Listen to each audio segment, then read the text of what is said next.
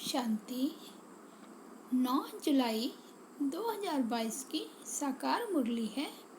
मीठे बच्चे, तुम्हें एक शिव बाबा को ही याद करना है, किसी देहधारी को नहीं। ज्ञान के सिवाय कोई भी व्यर्थ बातें न सुननी है न सुनानी है।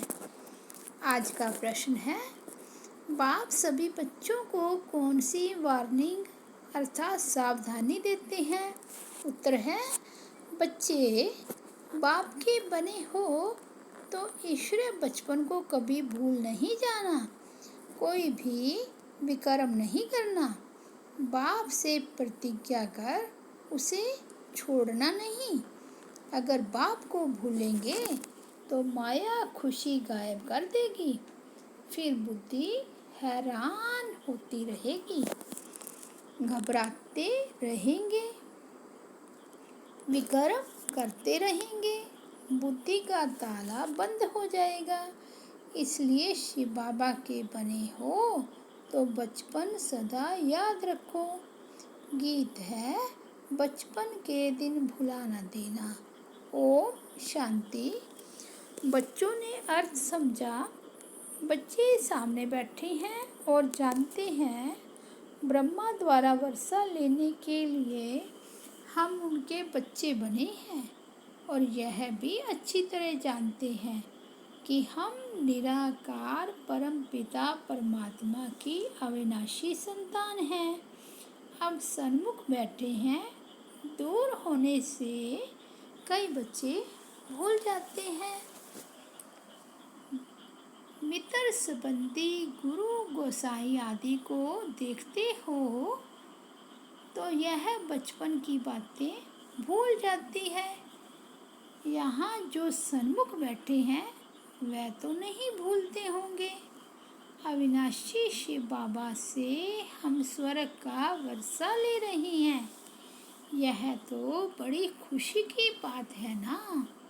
हमको शिव बाबा ने अपनाया है फिर से स्वर्ग के मालिक बनाने। हम मालिक थे, परंतु पुनर्जन्म लेते लेते अब नरक के मालिक बने हैं, फिर स्वर्ग का मालिक बनेंगे। तुम जानते हो शिव बाबा जो निराकार है वह इस तन में प्रवेश करते हैं।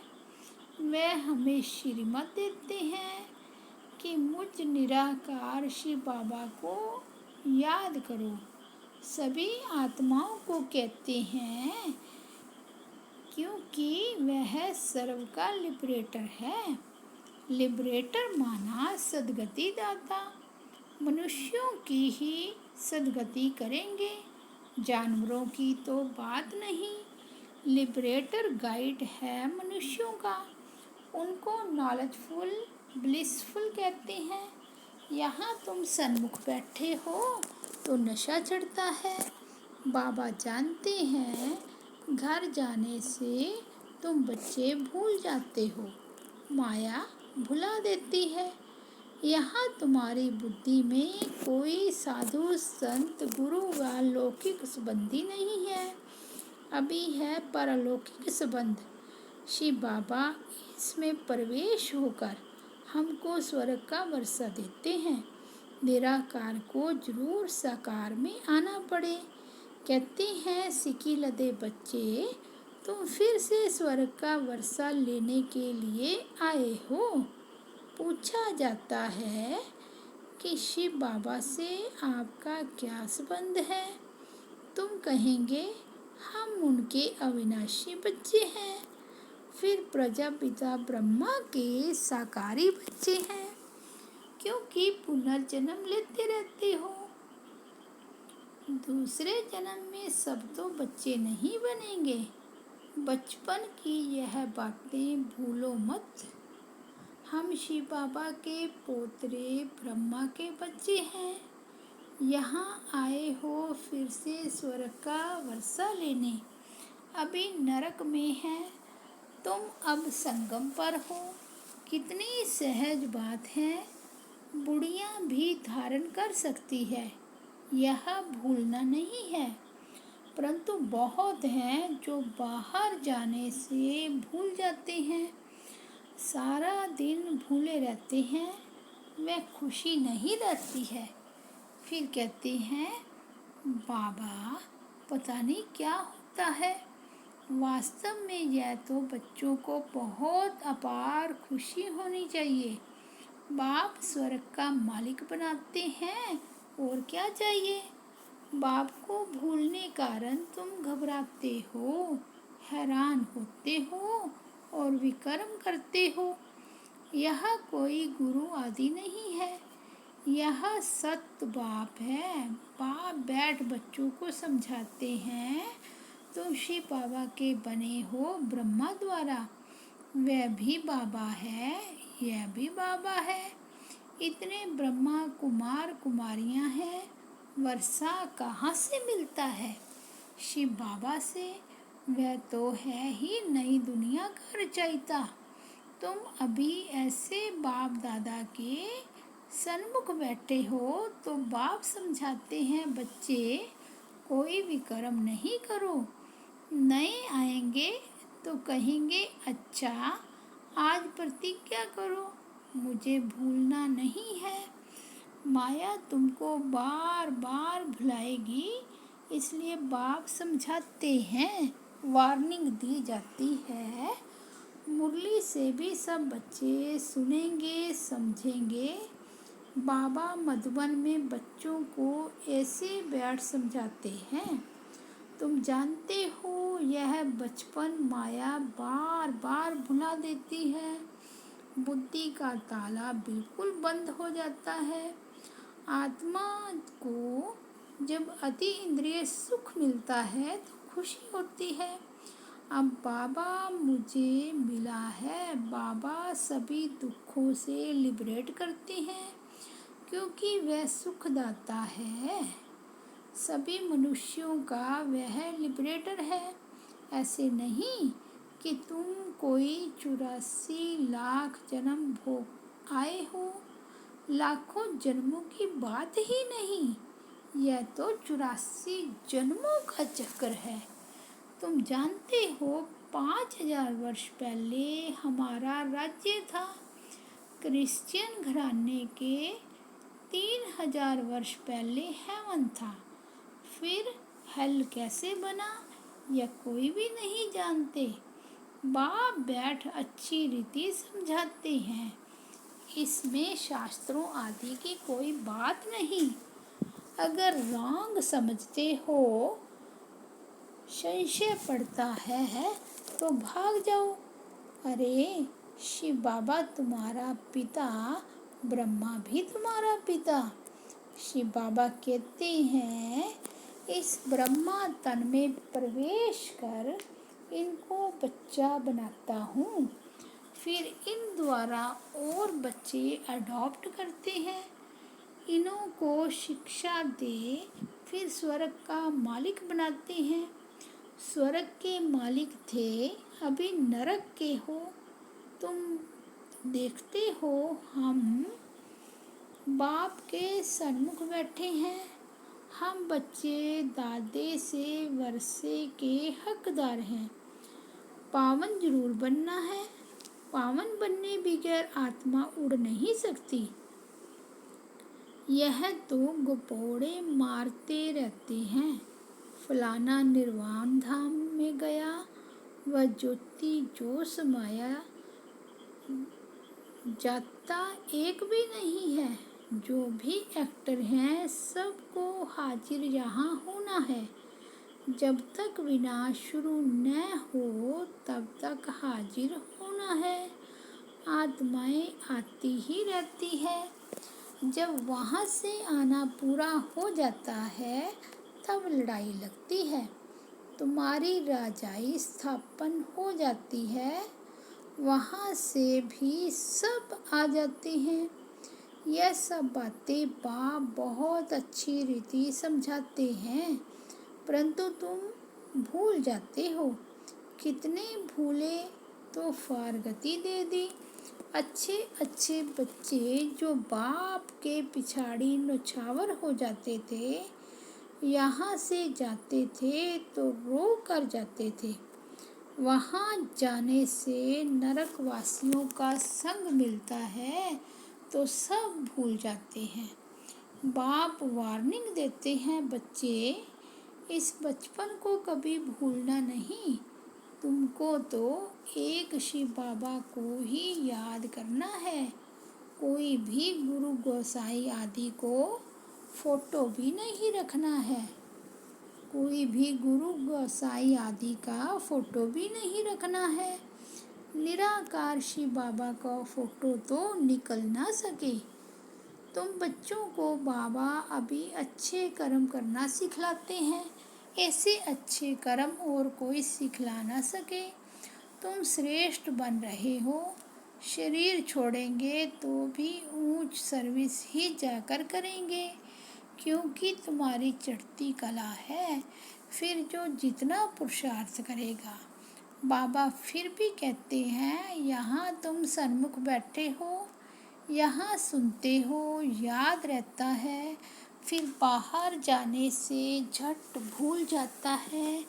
ऐसे भी हैं, फिर आपस में झरमुई झगमुई उल्टी सुलटी बातें सुनते सुनाते रहती है।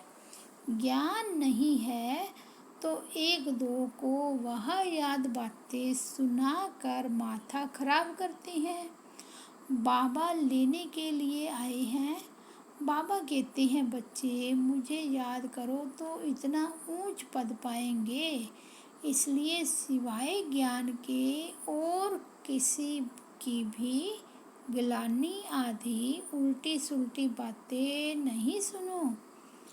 बाप कहते हैं, हेवनली गॉड फादर, स्वर्ग स्थापन करने वाला वर्ल्ड गॉड फादर, सभी मनुष्य मात्र का बाप एक ही निराकार है। तुम एक धर्म के हो तो ब्रह्मा कुमार कुमारियां बने हो। पीछे फिर और धर्मों की वृद्धि होती जाती है। सतयुग में एक ही देवी देवता धर्म होगा, सब गोरे होंगे। फिर इस्लामी लोग निकलते हैं, फीचर्स बिल्कुल डिफरेंट। बौद्धियों की शक्ल देखो कैसी है, सब धर्म वालों की शक्ल अलग अलग। अभी तो अनेक धर्मों का विनाश और एक धर्म की स्थापना हो रही है। तुम पति से पावन बन रहे हो। याद रखना, तुम्हारी दुश्मन माया बड़ी दुस्तर है। सिवाय ज्ञान के कोई वहाँ याद बातें सुनने से बेमुख हो शोक वाटिका में चले जाएंगे। बाबा बार बार समझाते हैं, तुम्हारा धंधा ही यह है, बाप से वर्षा पाने की युक्ति बताना। बाबा ने समझाया था, तुम्हारा परम पिता परमात्मा से क्या संबंध है, वह बोर्ड लगा दो, बड़ी अच्छी लिखत हो। ब्रह्मा कुमारियों का नाम सुनते डरते हैं तो फिर और युक्ति से लिखा जाता है। बोर्ड पढ़ेंगे तो बाप दादा का परिचय मिल जाएगा। जरूर साकार द्वारा ही वर्षा मिलेगा। शिव बाबा है ही स्वर्ग की स्थापना करने वाला। मुसलमान कहते हैं वैश्य स्थापन करने वाला। अभी तुम उनके बच्चे बने हो, ऐसे बाप को भूलो नहीं। माया कितनी ज़बरदस्त है। तो बाबा कहते हैं, इस बचपन को भूल मत जाना। बच्चे तो सब है ना। भल कितना बड़ा आदमी होगा तो भी बाबा कहेंगे, तुम्हारी माया बड़ी दुश्मन है। बाबा समझाते हैं, तुम फालतू बातें नहीं करना। तुम मम्मा बाबा कहते हो तो फॉलो कर ऊंच पद पाओ। लाडले बच्चे मुझे याद करो तो विकर्मों का बोझ उतर जाए, नहीं तो भोगना पड़ेगा। फिर उस समय बहुत फील होगा। अंत में ऐसी भासना आती है जैसे बहुत समय से भोगना भोग रहे हैं। हिसाब किताब चुकता होता है, तब वापस जाते हैं। वह सारा साक्षात्कार होता रहेगा। अच्छा, मीठे मीठे सिकिलदे बच्चों प्रति माता पिता बाप दादा का याद प्यार और गुड मॉर्निंग। रूहानी बाप की रूहानी बच्चों को नमस्ते। हम रूहानी बच्चों की रूहानी बाप दादा को याद प्यार गुड मॉर्निंग और नमस्ते। धारणा के लिए मुख्य सार, संग दोष में आकर ईश्वरीय बचपन को भूलना नहीं। आपस में कभी भी कोई वह याद व्यर्थ उल्टी सुल्टी बातें न सुननी है न सुनानी है, ज्ञान की ही बातें करनी है। सेकंड पॉइंट है, हर एक को बाप से वर्षा लेने की युक्ति बतानी है। मम्मा बाबा को पूरा फॉलो कर ऊंच पद का अधिकार लेना है। बाप की याद से विकर्मों का बोझ उतारना है। वरदान है, समय के ज्ञान को स्मृति में रख सब प्रश्नों को समाप्त करने वाले सबदर्शन चक्रधारी भव। जो सबदर्शन चक्रधारी बच्चे सबका दर्शन कर लेते हैं, उन्हें सृष्टि चक्र का दर्शन स्वतः हो जाता है। ड्रामा के राज को जानने वाले सदा खुशी में रहते हैं। कभी क्यों क्या का प्रश्न नहीं उठ सकता, क्योंकि ड्रामा में स्वयं भी कल्याणकारी है और समय भी कल्याणकारी है। जो सबको देखते सब दर्शन चक्रधारी बनते, वह सहज ही आगे बढ़ते रहते हैं। स्लोगन है, अनेक आत्माओं की सच्ची सेवा करनी है तो शुभ चिंतक बनो। मातेश्वरी जी के महावाक्य, ज्ञान योग धारणा जितना इन तीनों बातों पर अटेंशन देंगे तो उन्नति होती रहेगी। इन्हें प्रैक्टिकल जीवन में लाना है। इस अविनाशी ईश्वरीय ज्ञान की प्रलब्ध से इमॉर्टल सुख प्राप्त होता है। उसको ही देवताई सुख कहते हैं। देवताओं की तो प्रैक्टिकल सुखी जीवन थी। ऐसे नहीं कि जब वह ब्राह्मण थे तब कोई शास्त्र अध्ययन करते थे। उन्हें तो स्वयं गीता के भगवान से सहारा मिला, तो मनुष्यों द्वारा बनाए हुए शास्त्रों को हम फॉलो कैसे करें। इस ईश्वरीय सुख का अनुभव अभी प्रैक्टिकल में हो रहा है। हम इस दुख के ज़माने से निकल सुख के ज़माने में आ गए हैं। वो दुख का ज़माना अब लौट गया। पहले सुख के ज़माने में थे तो ज़माना पूरा हुआ तो दुख के ज़माने में आए। अब फिर से उस सुख की दुनिया में आ गए। यहाँ 21 जन्म सुख में रहेंगे, फिर जल्दी दुख में नहीं आएंगे, धीरे धीरे उतरते रहेंगे। अब यह गम का ज़माना सदा के लिए जा रहा है। अब तो सच्चा अतीन्द्रिय सुख होना चाहिए। भल इसमें मायावी विघ्न भी खूब पड़ेंगे, तो भी जिन्हों को यह पूर्ण निश्चय है कि पुरानी दुनिया गुजर चुकी है, उन्हों को गम की लेस मात्र भी नहीं आ सकती। अगर कहाँ लेस आती है तो समझना है कहाँ जरूर विस्मृति है। तो अपना भी ईश्वरीय ज्ञान सिर्फ सुनने तक नहीं है, परंतु धारण कर लाइफ में फर्क आना चाहिए। यह यथार्थ मार्ग हमें अभी मिला है। बाकी ऐसे नहीं समझना हमने परमात्मा की गोद ली तो बस इतना करने से पूरी प्राप्तियां नहीं हो सकती। परमात्मा मिला है पुरुषार्थ का मार्ग बताने के लिए। अब उस मार्ग पर चल प्रैक्टिकल ईश्वरीय जीवन बनाना, बस यही है सच्चा सुख। बहुत मनुष्य यह प्रश्न पूछते हैं, जब आत्मा और परमात्मा दोनों अनादि है तो फिर परमात्मा को रचयिता क्यों कहते हैं? परमात्मा को बाप और आत्मा को संतान क्यों कहते हैं? अब इस पर समझाया जाता है। परमात्मा भी अनादि है, यह सारी दुनिया अवश्य मानती है। उसके लिए ऐसा प्रश्न उठ नहीं सकता कि परमात्मा को किसने पैदा किया। नहीं, वैसे आत्माएं भी अनादि है और अविनाशी हैं, परंतु दुनिया के लोग ऐसे समझते हैं आत्मा परमात्मा का अंश है तो वो भी परमात्मा हो गया। इस हिसाब से अनादि समझते हैं। अब यह तो हुई उन्हों की मत, लेकिन स्वयं परमात्मा द्वारा हम जान चुके हैं कि परमात्मा पिता है और हम आत्माएं बच्चे हैं। पहले बाप आता है, बाद में बच्चे पैदा होते हैं। बल है दोनों अनादि, लेकिन परमात्मा को पार्ट मिला हुआ है आत्माओं को बच्चा बनाकर वर्षा देने का। हम बाप से सुख शांति पवित्रता का वर्षा लेते हैं, क्योंकि आत्माओं ने यह सुख शांति का वर्षा खोया है और फिर उन्हों को ही लेना पड़ेगा। हम इस हिसाब से परमात्मा बाप और आत्मा बच्चे का संबंध रखते हैं। बाकी परमात्मा तो खुद पिता है, वह स्वयं सुख शांति का सागर है, उसके पास फुल नॉलेज है, वो खुद ही दाता है। इस प्रकार से भी हम बाप कहेंगे।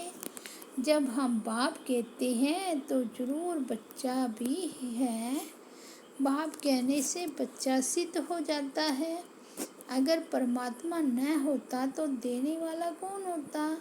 जब देने वाला है तभी तो हम लेने वाले हैं, तो दोनों का पार्ट अलग अलग ठहरा। आत्मा परमात्मा का भल रूप एक है, परंतु परमात्मा को नॉलेजफुल कहते हैं।